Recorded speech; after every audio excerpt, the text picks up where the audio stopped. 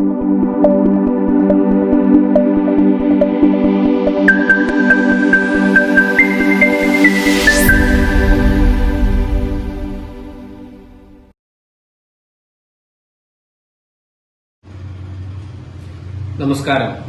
ഞാൻ Manish Jose, health insurance adviser.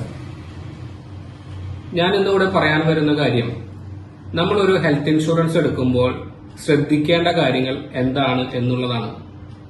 നമ്മളൊരു health ഇൻഷുറൻസിനെ സമീപിക്കുമ്പോൾ ഏത് ഇൻഷുറൻസ്, അതായത് ഏത് കമ്പനികളുടെ ഇൻഷുറൻസ് ആയിക്കൊള്ളട്ടെ, അതിൽ നമ്മൾ ശ്രദ്ധിക്കേണ്ട 2-3 കാര്യങ്ങൾ, എക്സ്ക്ലൂഷൻസ് ആണ് നമ്മൾ മെയിനായിട്ട് ശ്രദ്ധിക്കേണ്ടത്.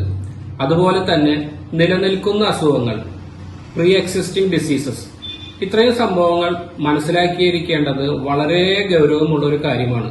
കാരണം നമ്മൾക്കൊരു ക്ലെയിം വരുമ്പോഴാണ് നമ്മൾ ഇങ്ങനത്തെ കാര്യങ്ങൾ പെട്ടെന്ന് മനസ്സിലാക്കുന്നത്. അതായത് ഇത് ഏജന്റിന്റെ അടുത്ത് സൂചിപ്പിച്ചിരുന്നു, അല്ലെങ്കിൽ ഏജന്റ് ഈ കാര്യങ്ങളെല്ലാം റിവീൽ ചെയ്ത് തന്നിരുന്നു.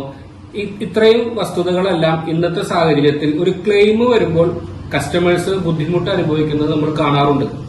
അപ്പൊ എക്സ്ക്ലൂഷൻ എന്ന് പറയുന്നത് IRDA റൂള് പ്രകാരം ഏത് ഇൻഷുറൻസ് കമ്പനിയിൽ നിന്ന് പോളിസി എടുക്കുമ്പോഴും കുറച്ച് അസുഖങ്ങൾ, 10-20 അസുഖങ്ങൾ ലിസ്റ്റ് ചെയ്തിട്ടുണ്ട്.